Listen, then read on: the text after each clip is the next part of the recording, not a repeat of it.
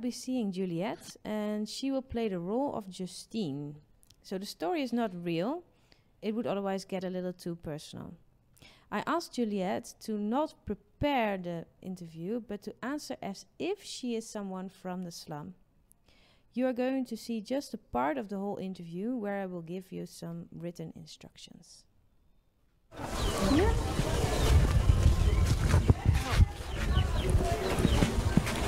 Nice place. Thank you. How are you? I'm fine, thank you. How are you? I'm good. Thank you so much for having me, and thank you so much for letting me ask you some questions. No problem. Like I said the other day, I invited you because I'm very curious about your opinion about your daily life and the challenges that you're facing every day, and how you deal with those challenges. And I hope in the end that I will understand better what is going on in your daily lives, what you're struggling with, how you deal with it, and also how you see possible solutions for the challenges that you're facing. And that's why I'm sitting here with you to ask you some questions.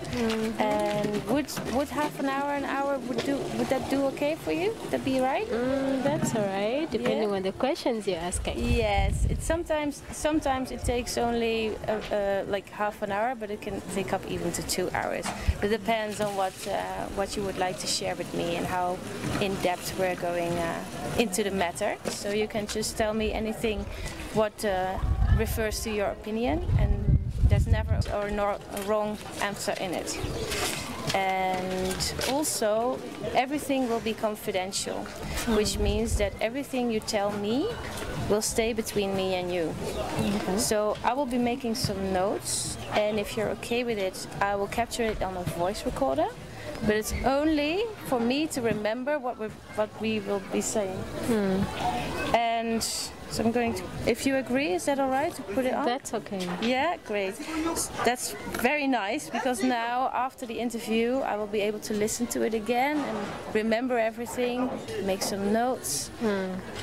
But everything you say is only me hearing it exactly, and the results in the end will be generalized, so that no one will ever know who said what. So that means that you are anonymous and that nobody will know what you said. Okay. Okay. Do you have any questions so far for me? Not really. No questions. No? Okay. Yeah, no. Shall we start the interview then? Yeah, we can start. Great. My first question is, how does a normal day in your life look like from the moment you get up until the moment you get back to bed? To start with, my name is Justine, and I sell fruits on a daily basis. So I wake up at 5 in the morning. Yeah. I pray, of course, and I dress up. I go to the market to purchase what I sell, but it all depends on how much I have. Okay. Yeah, sometimes I buy things that are less than what I want because I don't have the money to buy everything that I want. If I understand you correctly, you go to the market in the morning to purchase the fruits that you're selling and breakfast for your 10 children. Yeah. Okay. How do you deal with that? It's pretty How do you hard. do that then the next day? It's pretty hard. So let's get back to the first question. How does a normal day in your life look like? We talked about getting up and having breakfast. And what do you do next? I have young kids. My last born is 2 years, so she goes to school. How would you think would you manage to see your children happy and educated? Well, currently I'm a member of some organized group of women. Yeah, we do keep some money on a weekly basis.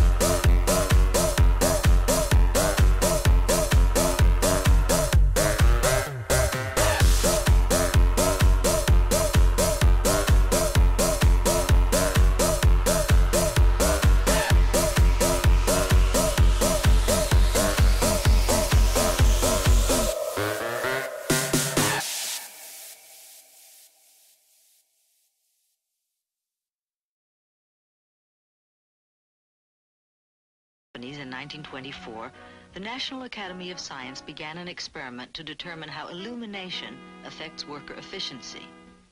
The premise was that output would improve if the lighting of work areas was improved. Something very curious happened when new experimental lights were installed.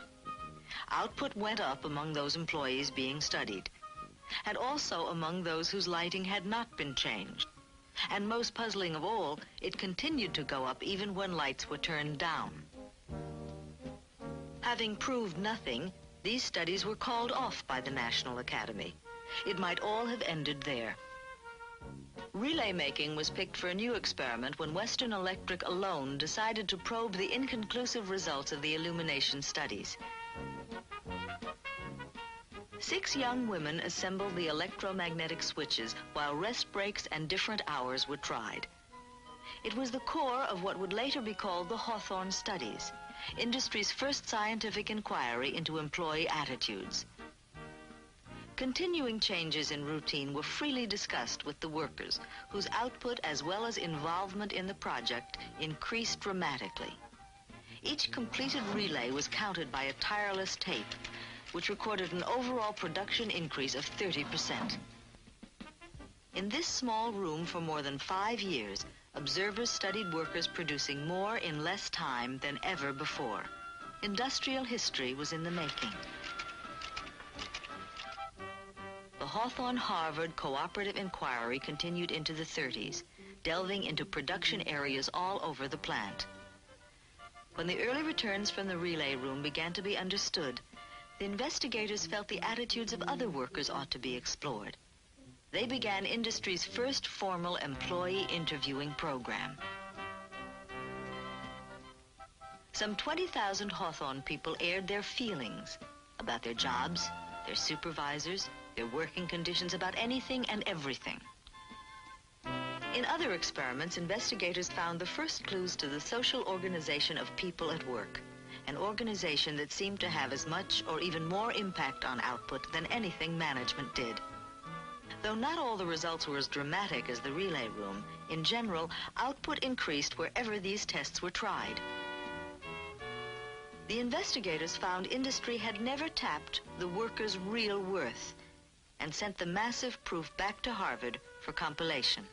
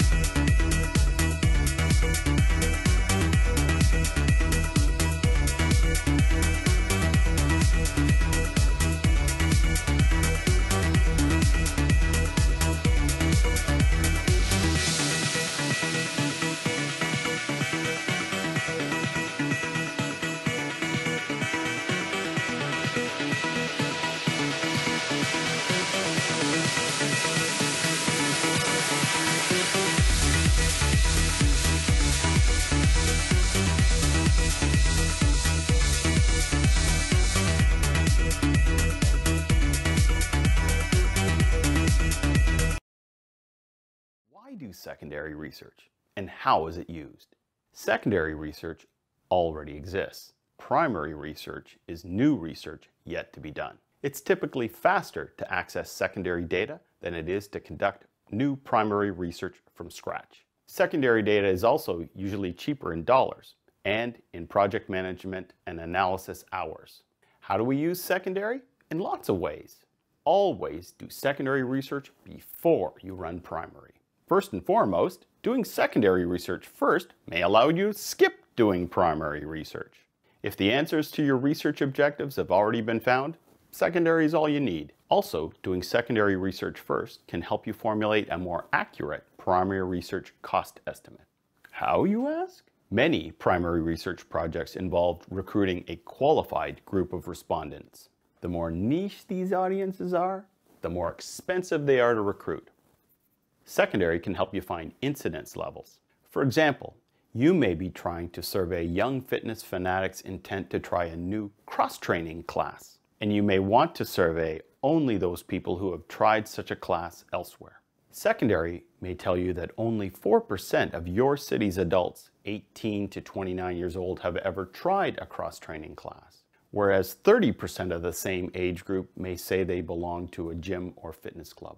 If you're estimating how time-consuming and costly it'll be to access the cross-training audience versus the traditional gym member audience, you're now better armed for a conversation with SurveyMonkey or with your boss about recruiting costs.